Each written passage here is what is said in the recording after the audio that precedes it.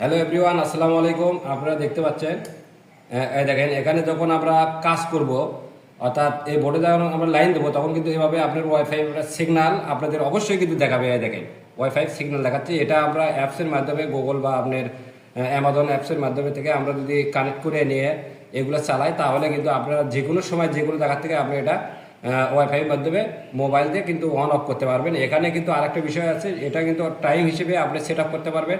অথবা আপনি বাসা থেকে চলে যাচ্ছেন, যে 1-1.5 ঘন্টা আপনি চালা রাখবেন, তো সেক্ষেত্রে আপনি এটা টাইম ফিক্সড করে রেখে দিতে পারেন।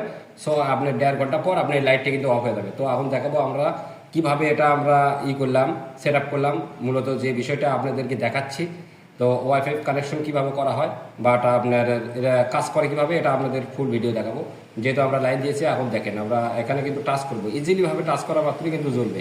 এই দেখেন এটা কিন্তু জ্বলছে। আবার আপনার দুইটা যদি আমরা দুইটা কিন্তু লাইন আপনার কাজ করবে।